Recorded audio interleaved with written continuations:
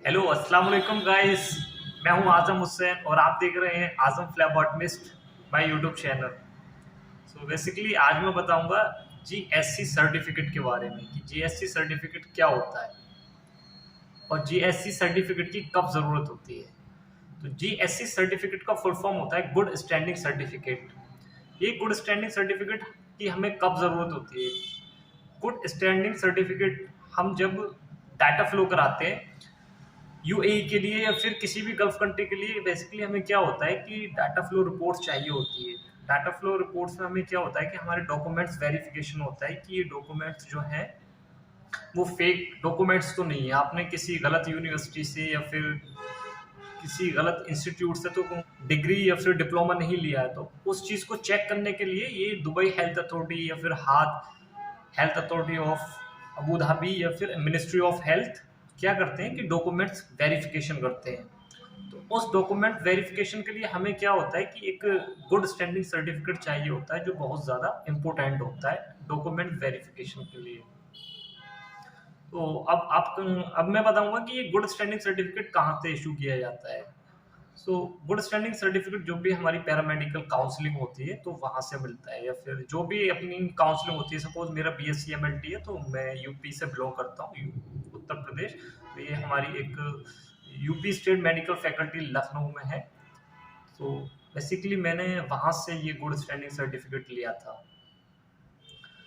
तो good standing certificate के लिए क्या क्या करना पड़ता है, उसके लिए हमें क्या करना होता है कि हमें एक्सपीरियंस सर्टिफिकेट चाहिए होता है, 2 इयर्स का एक्सपीरियंस सर्टिफिकेट चाहिए होता है। देन हमारा जो ओरिजिनल रजिस्ट्रेशन सर्टिफिकेट होता है उसकी ज़रूरत होती है गुड स्टैंडिंग सर्टिफिकेट को अप्लाई करने के लिए।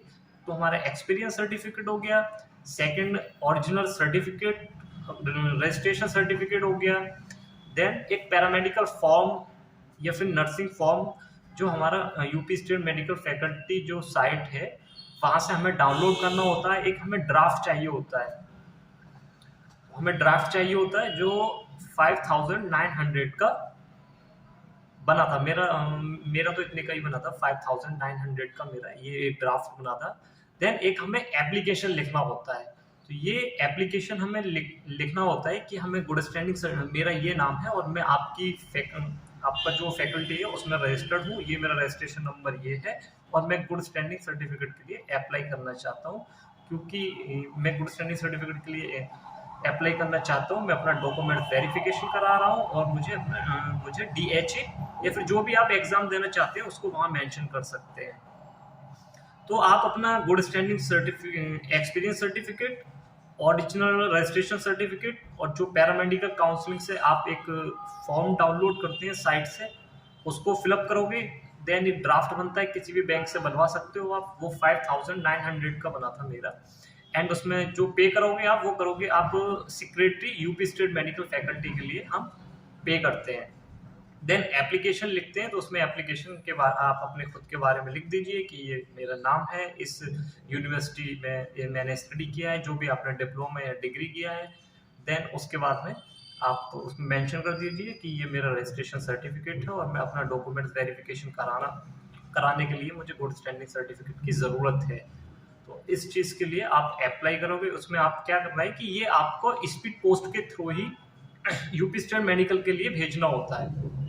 ऐसा नहीं है कि आप हार्ड कॉपी लेकर जाओगे उनको और वो एक्सेप्ट कर लेंगे, ऐसा नहीं होता है। बेसिकली मैं भी वहाँ गया था बट उन्होंने क्या किया था कि हार्ड कॉपी नहीं लिया। तो फिर मैंने उसको जो भी ये डॉक्यूमेंट से एक अटैच की एंड इनवलप में उसको अच्छे से पैक किया, देन उसको स्पीड पोस्ट किया।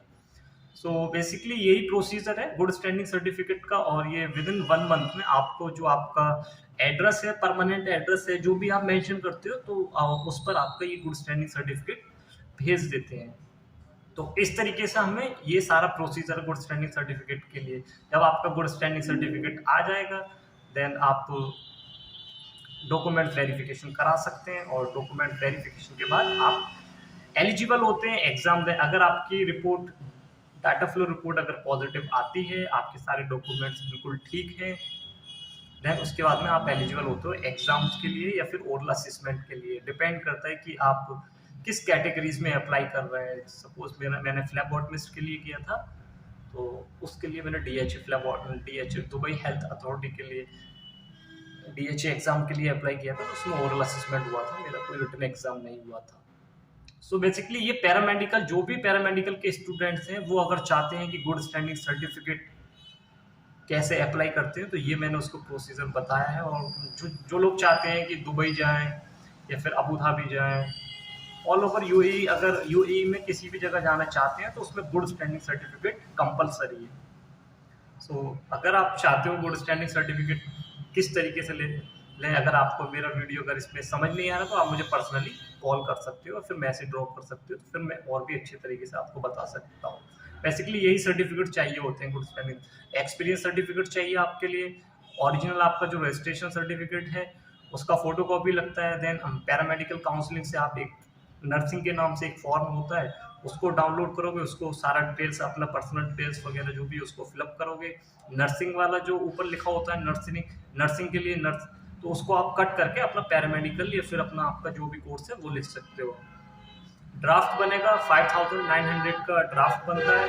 और जो पे लिखना है, पे वाले ऑप्शन में आपको secretary UP state medical faculty के लिए पे करना होता है और एक एप्लीकेशन लिखना होता है। तो ये सारे डॉक्यूमेंट्स आप एक अटैच कीजिए और उसको उसके बाद में फिर एक इन्वेलप में रखने के बाद में आप स्पीड पोस्ट कर दीजिए। विद इन 1 मंथ में आपको गुड स्टैंडिंग सर्टिफिकेट मिल जाएगा। देन आप डाटा फ्लो करा सकते हो, डॉक्यूमेंट्स वेरिफिकेशन या फिर प्राइमरी सोर्स वेरिफिकेशन, पीएस जिसको बोलते हैं, आप वो करा सकते हो। अगर आपकी रिपोर्ट पॉजिटिव आती है, देन आप एग्जाम या फिर ओरल असेसमेंट देने के लिए एलिजिबल हो।